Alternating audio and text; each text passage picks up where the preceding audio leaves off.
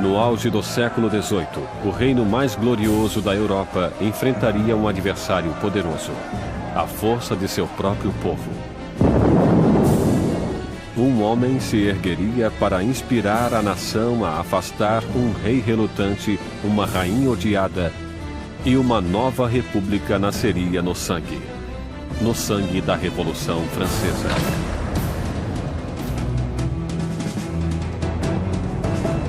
A Revolução Francesa, distribuído por Logon, versão brasileira Sérgio Moreno.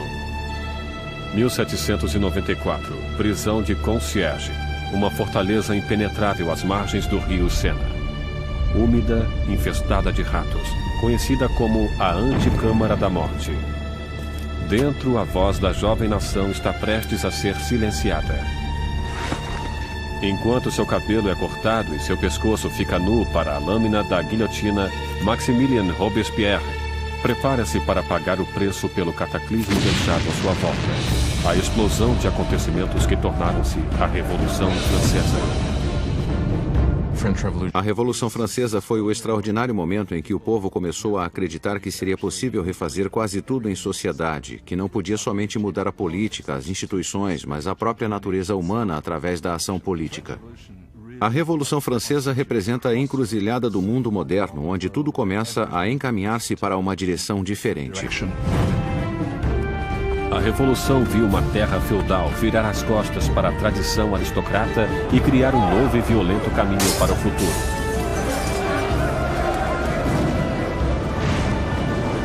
Faria estremecer os próprios fundamentos da Europa e seu impacto seria sentido além dos mares. É o acontecimento mais importante da história ocidental. Há desenvolvimentos que podem rivalizar-se com ela, como a Revolução Industrial ou o capitalismo. Não consigo pensar em nada mais importante.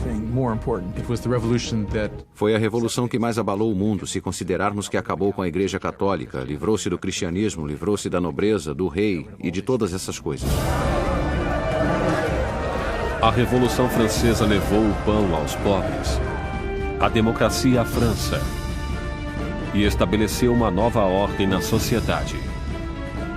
Mas o progresso custaria seu preço. Era um momento de esperança e ambição extraordinárias e acabou transformando-se em tragédia.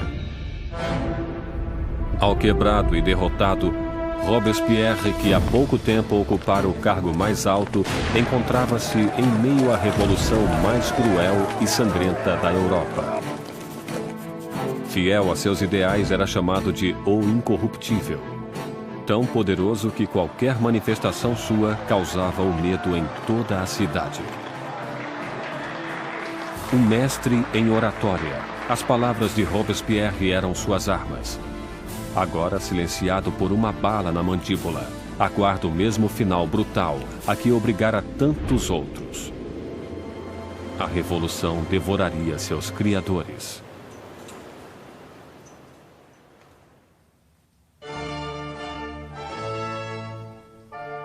Ninguém poderia prever a turbulência que viria em um dia de primavera de 1770.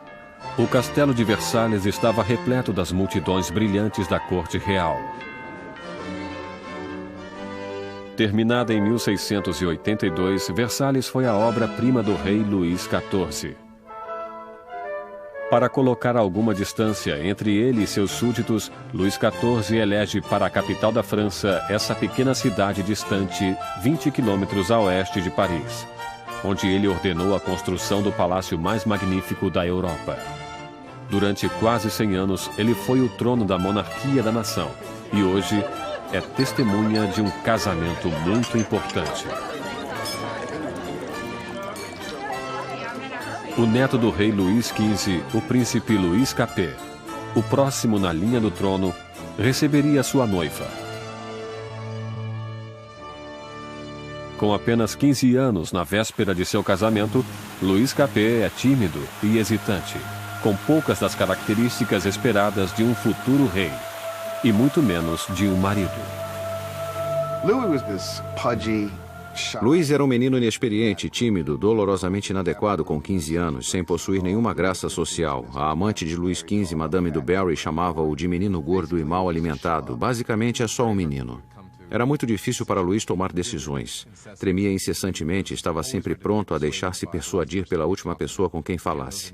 Claro que essas não são consideradas qualidades de liderança. O casamento de Luís era uma união política entre a família real austríaca, os Habsburgo, e a sua própria, os Bourbon.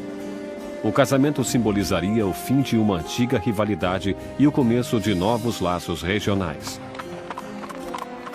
A jovem noiva chega à França.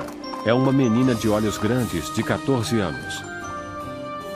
Maria Antonieta. Maria Antonieta era uma arquiduquesa austríaca. Era a filha mais jovem da imperatriz Maria Teresa. Foi para a França como parte de um acordo de casamento que representava uma grande mudança de alianças, pois pela primeira vez a França e a Áustria tornavam-se aliadas e não mais inimigas.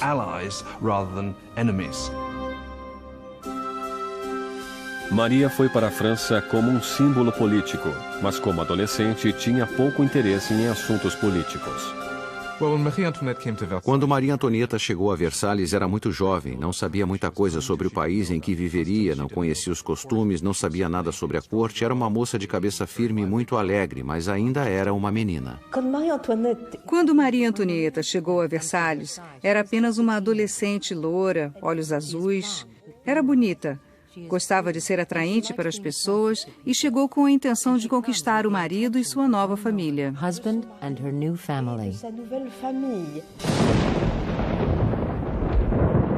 Na noite do casamento, houve uma forte tempestade. Mas a grandeza da cerimônia iluminou o palácio enquanto os recém-casados dirigiram-se para a alcova real. Em uma cerimônia que simbolicamente assegura a concepção de um herdeiro, os cortesãos do rei estavam presentes quando o estranho jovem casal foi revelado no leito nupcial pela primeira vez. A multidão estava encantada e as expectativas eram elevadas. Mas quando as cortinas se fecharam, ficou claro que um herdeiro não seria produzido tão facilmente. Luís não estava interessado somente em governar, não estava particularmente interessado em amar também e não prestou atenção na mulher nas primeiras noites e nem mesmo mais tarde em seu casamento. Muitos anos depois, o casamento foi finalmente consumado. A ausência de um herdeiro logo espalhou boatos por todo o país e continuou a perseguir o casal durante anos. O casamento de grande gala continuou durante dias, mas fora dos portões de Versalhes, pouco havia para ser comemorado. Anos de incompetência por parte da monarquia deixaram o povo francês pobre e faminto. Há quase uma década, Luís XV perdera a Guerra dos 7 Anos em batalhas por territórios da América do Norte. Esse conflito malfadado quase levou a França à falência financeira e em prestígio. Os cofres do país ficaram quase vazios, mesmo com a população crescendo cada vez mais. Com doenças como a praga, já distantes, pouca gente ainda morria, mas cada vez existiam mais famintos. Os habitantes da França cresceram de 20 para 26 milhões no século XVIII, depois de ter crescido só 1 milhão nos 2 séculos anteriores. Isso causava uma tremenda tensão na situação e havia muita ansiedade. 4 anos depois do casamento real, o avô do príncipe Luís perdeu sua batalha final pela varíola. Luís XV morreu como um rei derrotado e impopular, deixando atrás de si um país à beira do caos. Em uma cerimônia generosa, o jovem príncipe Luís herdou o trono e foi coroado como Luís XVI. Mas mesmo durante a coroação, Luís já estava consciente de não estar preparado para o cargo. Luís XVI, quando seu avô morre e fica claro que ele não era o rei, não sabia o que fazer. Sente como se o mundo caísse sobre ele, mesmo tendo sido educado sendo que seria um rei. Só que não se sente preparado para isso.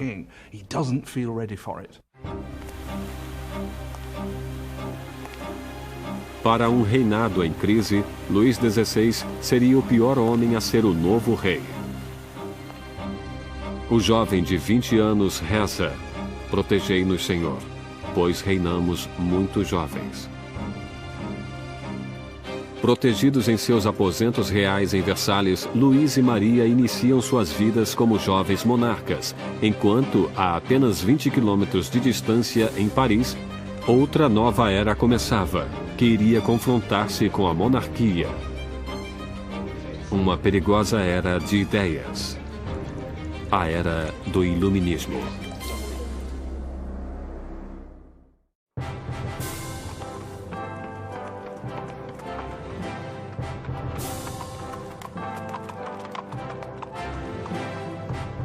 Quando a carruagem real aproximava-se do Colégio Louis Le Grand em Paris, as multidões aproximavam-se para admirar a grandeza. Era o dia de receber o novo rei coroado, Luís XVI, e sua encantadora esposa austríaca na cidade de Paris. E na liderança da festa de boas-vindas estava um jovem e promissor estudante de direito, Maximilien Robespierre. Quando Robespierre era um estudante, o rei visitou o colégio e Robespierre dirigiu-se ao rei em latim. Portanto, ele falou com Luís XVI quando adolescente. Enquanto Robespierre respeitosamente fez seu discurso em latim, o rei mal percebeu o garoto. Mas anos mais tarde, seus destinos cruzariam-se novamente sob circunstâncias muito diferentes e muito mais trágicas. Foi um daqueles rituais que aconteciam em todas as escolas, apesar daquele ser carregado de ironia, pois aqui temos o jovem Robespierre lendo seu discurso em honra ao homem que ele mais tarde mataria. Mas na época, o discurso era caloroso e os elogios sinceros. A visita da realeza pode ter conquistado o coração do povo, mas suas mentes inclinavam-se cada vez mais em uma direção completamente diferente. Desde a Idade Média, a sociedade europeia estivera dividida em 3 classes distintas, ditadas pelo nascimento. Havia uma grande divisão entre a riqueza da nobreza e a do clero e a pobreza dos camponeses. Então, no início do século XVIII, a razão e a ciência começaram a desafiar as antigas tradições. Varrida por uma corrente de inovação e por nova literatura, Paris torna-se o centro filosófico do mundo. A cidade pulsa com o florescimento do conhecimento, um brilho cheio de possibilidades. É a era do iluminismo. O iluminismo é um movimento que diz para não confiar em autoridades ou em qualquer coisa que alguém lhe tenha dito. Pense por si mesmo, teste você mesmo. No antigo regime da Europa, diziam o que deveria ser pensado. Recebiam informações do alto, dos padres, dos governadores. Portanto, a ideia de poder mapear o conhecimento humano e ter acesso a ele era revolucionária. Nos salões de elite de Paris, os aristocratas reuniam-se para discutir autores do iluminismo e a era burguesa da razão. Voltaire, Rousseau, vozes frescas que pregavam a liberdade, o controle do próprio destino e, acima de tudo, a igualdade. A paixão por essa nova literatura encontra-se principalmente na classe superior, mas como o iluminismo atingia todos os níveis da sociedade, o grito de igualdade começou a ameaçar o modo aristocrático de vida. O que torna essa ideia perigosa é que mais cedo ou mais tarde haveria a pergunta: por que os aristocratas são privilegiados? O mundo poderia mudar para tornar-se um lugar melhor? O progresso é possível? Isso minaria a ideia de que a monarquia é natural, a aristocracia é natural e que a hierarquia é natural. Para ver o iluminismo em ação, era apenas necessário olhar para o outro lado do Atlântico, onde os americanos lutavam por liberdade da antiga inimiga da França, a Grã-Bretanha. O jovem rei Luís quis vingar-se das derrotas de seu avô e viu a oportunidade na guerra americana pela independência. Luís dedica à causa um total de 2 milhões de liras, o suficiente para alimentar e abrigar 7 milhões de franceses durante um ano. O investimento marcaria o início do colapso financeiro da França. A América levou a França à falência devido à dívida em que a monarquia francesa incorreu para lutar na guerra para a independência americana. Isso foi crucial para a situação financeira da monarquia francesa, porque ela não tinha como pagar aquelas dívidas. Enquanto Luís enviava tropas e dinheiro para o outro lado do Atlântico, Maria ocupava-se em criar suas próprias dívidas. A vida em Versalhes é uma rotina sem fim de rituais arcaicos e formalidades. Existiam cerimônias para o despertar dos reis, para vestirem-se, para comer, para recolherem-se ao leito. Para divertir-se em meio àquela loucura de rituais, Maria Antonieta preside desfiles de uma moda cada vez mais audaciosa. Maria era obcecada pela moda, especialmente penteados criativos que levavam horas e mais horas para fazer, usando todos os tipos de ornamentos e frutas. Para muitos, aquilo era obsceno. Passou a representar tudo o que havia de errado com ela, com Versalhes e com aquela cultura. Maria ocupa-se também com os boatos da corte, jogando e inventando diversões. Como suas despesas aumentavam cada vez mais, Maria foi apelidada de Madame Déficit. Maria recebeu o nome de Madame Déficit quando o país encontrava-se em um caos econômico e ela continuava a gastar como se nada acontecesse em vestidos, joias, sapatos. Era a Imelda Marcos da época. De todas as dívidas de Maria, a maior de todas era para com seus pais. Um herdeiro para o trono. Durante 7 anos de casamento, Luís e Maria ainda não tinham produzido um filho. Maria encontrava-se em uma posição tremendamente humilhante. A função de uma rainha era produzir um herdeiro. Era absolutamente necessária a presença de um filho. E durante aquele tempo o povo criticava, estavam insatisfeitos. Diziam, o rei jamais deveria ter se casado com essa arquiduquesa austríaca, e agora ela nem consegue produzir um herdeiro para o trono. Maria estava desesperada. O apetite de Luís por comida era inquestionável, mas o sexo não encontrava-se em seu cardápio. Maria Teresa, a mãe de Maria Antonieta, questionava: se uma garota tão bonita quanto minha filha não o anima, o que estará acontecendo? Luís XVI e sua jovem esposa Maria Antonieta não conseguiam conceber durante 7 anos, e isso causava problemas para o reino. E como o hobby do rei era a serralheria, havia todo tipo de canção sobre Luís, o serralheiro, não conseguir encontrar o buraco da fechadura. O desinteresse de Luís por sexo foi entendido como uma falta de força para um rei. Depois de anos de frustração e de pressão por parte da corte, Luís foi diagnosticado por uma condição tratável chamada fimose. Luís tinha uma deformidade que tornava a ereção tremendamente dolorosa e por isso não houve a consumação até que fosse feito um ato cirúrgico. Mas ele tinha medo mortal da cirurgia e levou anos para concordar em fazê-la. E quando finalmente concordou, voilá. Depois de uma simples cirurgia, o casal pôde ter sua primeira filha, Maria Teresa. Mas isso não conseguiu limpar a imagem anterior de Maria. Desde o início de 1780, começaram a circular folhetos por todo o país, uma sátira pornográfica do rei e da rainha. Panfletos obscenos debochavam da impotência de Luís e mostraram Maria como uma meretriz promíscua em uma corte debochada e decadente. A visão do povo sobre a monarquia tornava-se amarga ao mesmo tempo em que a situação dos campos piorava. Depois de uma sucessão de más colheitas, a confusão causara o aumento do custo da farinha, levando a uma carência do que era o coração da dieta da França: o pão. Mas as reclamações paravam nos portões de Versalhes.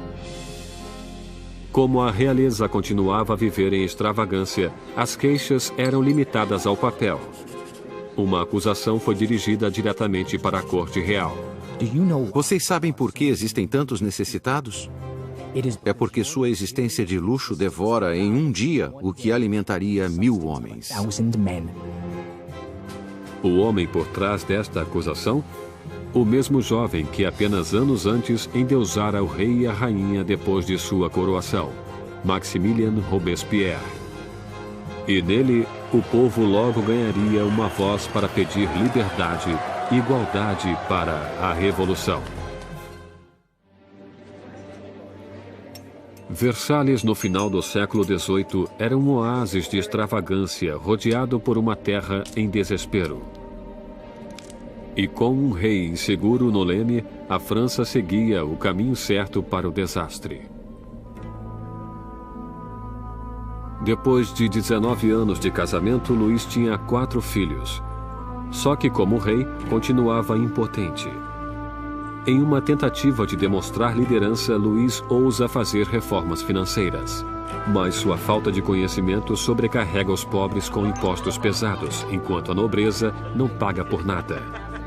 Com a economia em ruínas e o povo agitado, parecia que até os céus estavam zangados, torturando a França com o pior inverno em 90 anos.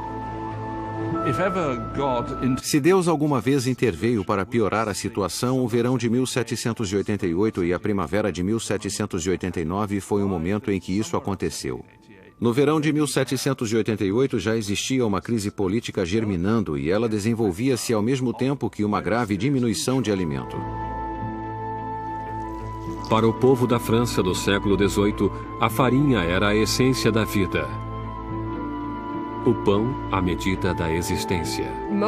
A pessoa mais simples da França consumia pelo menos 1 quilo de pão por dia. O pão era muito importante. Seu preço foi sentido por todo mundo. Se o preço dobrasse, era um sinal de más notícias.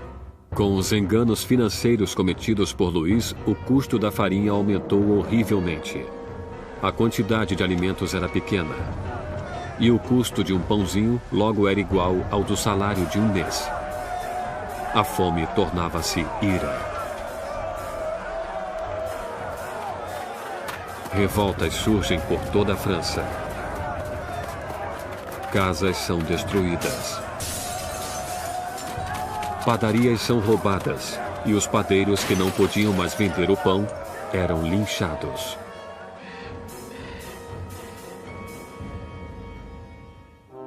Com a economia em frangalhos, os bancos obrigam Luís a contratar um ministro das finanças, Jacques Necker, um pensador do iluminismo. Necker é popular de uma maneira que Luís só poderia invejar. Jacques Necker foi sem sombra de dúvida o ministro mais popular durante a primavera de 89, porque afirmou publicamente em seus pronunciamentos que o dever do governo seria garantir que houvesse pão suficiente para todos.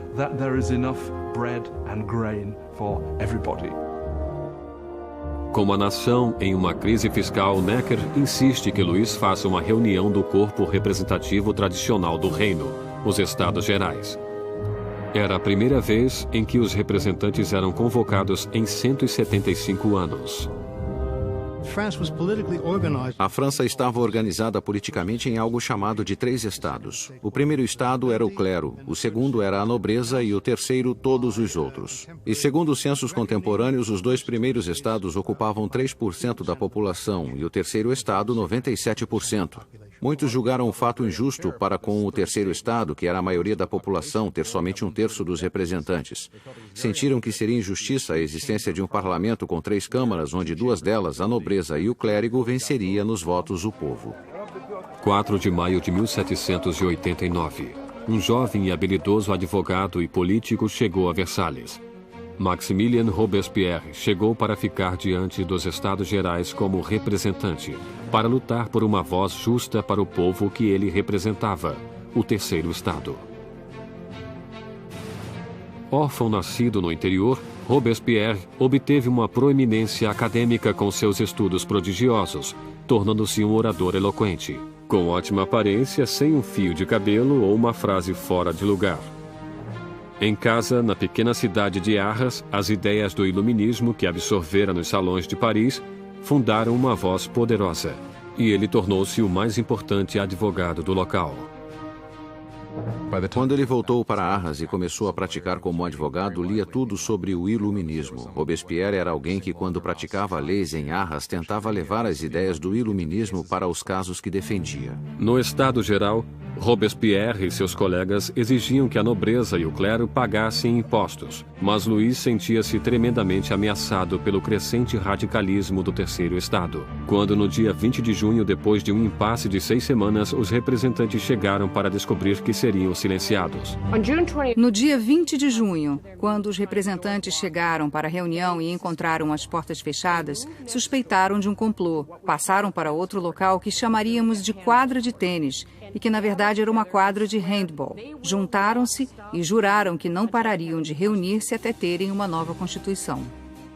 Os representantes declararam uma nova Assembleia Nacional, os verdadeiros representantes do povo da França. O juramento da quadra de tênis é um desses grandes momentos simbólicos na história da Revolução Francesa. Temos todas aquelas pessoas reunidas em uma quadra de tênis, levantando os braços quase como uma saudação romana. E para a Assembleia, aquele foi o momento em que perceberam algo em sua força e em sua dignidade e souberam que poderiam realmente desafiar o rei da França. Como um ato de desafio revolucionário, nasceu a Assembleia Nacional. Será uma comunhão de vozes de todo o país, um corpo parlamentar executando a vontade do povo.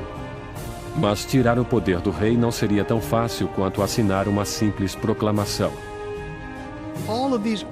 Todas essas vitórias iniciais que aconteceram em Versalhes são mais vitórias de papel e não têm como se sustentar. O medo que tomou os representantes em Versalhes quando nos aproximamos de julho de 1789 foi porque o rei reunia suas forças para dispersá-los, para acabar com eles. No início de julho, 30 mil tropas reais posicionavam-se em torno de Paris. Para defender-se, o povo formou uma nova Guarda Nacional. Os revolucionários atacam os arsenais de Paris e conseguem furtar 28 mil mosquetes.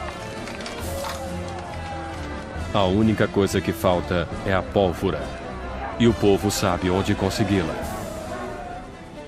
No centro de Paris existe uma masmorra de pedra, famosa como símbolo do regime feudal, a Bastilha. A prisão abriga toda a pólvora da cidade e é lendária como câmara de tortura e mortes horríveis. A Bastilha fora o grande símbolo do despotismo real, o grande símbolo dos reis da França que iam além dos limites de seu próprio poder, fora um símbolo do horror para o povo francês. Em meio à revolta, acontece um ultraje surpreendente. Luís demite seu ministro das Finanças, Jacques Necker, o amado do povo, visto como simpático às massas. Horas depois de sua demissão, Paris fica sabendo que seu representante foi afastado. Não restou mais nada além da revolta. No dia 14 de julho, multidões reuniram-se identificando-se com um pequeno penacho vermelho e azul, as cores de Paris, separadas pelo branco, a cor da causa dos Bourbon. Nascia o tricolor. E entre a multidão enfurecida, uma voz grita: para a Bastilha. Atacar a Bastilha significava que o povo de Paris dizia: não se livrarão da nova Assembleia Nacional. O povo está agindo, está armando-se e basicamente diziam: estamos do lado da revolução.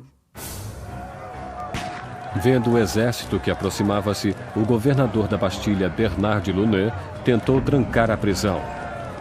Armou uma defesa inútil, mas os saqueadores invadiram a fortaleza e atiraram-se sobre os guardas com facas e lanças. Finalmente, de Launay rende-se, mas a multidão furiosa arrasta-o pelas ruas. Os saqueadores exaltados chutam e esfaqueiam-no até que ele grita: matem-me de uma vez. E a multidão obedece. Ele é assassinado e nasce uma tradição revolucionária. Sua cabeça decepada desfila enfiada em uma lança.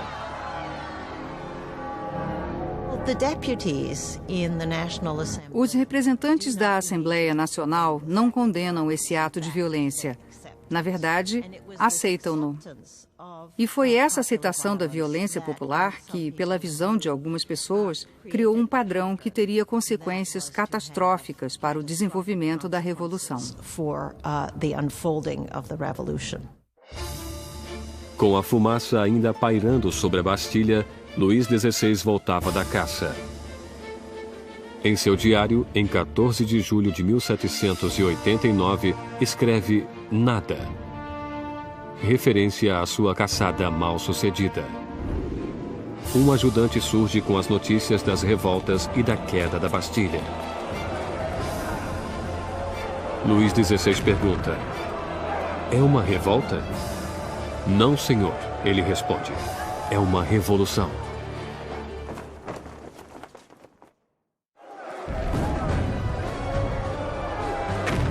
A queda da Bastilha soltou as rédeas da revolução. O povo desafiara seu rei e vencera. Não havia mais retorno. Como um símbolo da derrota real, o povo, homens, mulheres e crianças, cavaram com as próprias mãos e derrubaram a Bastilha, tijolo por tijolo.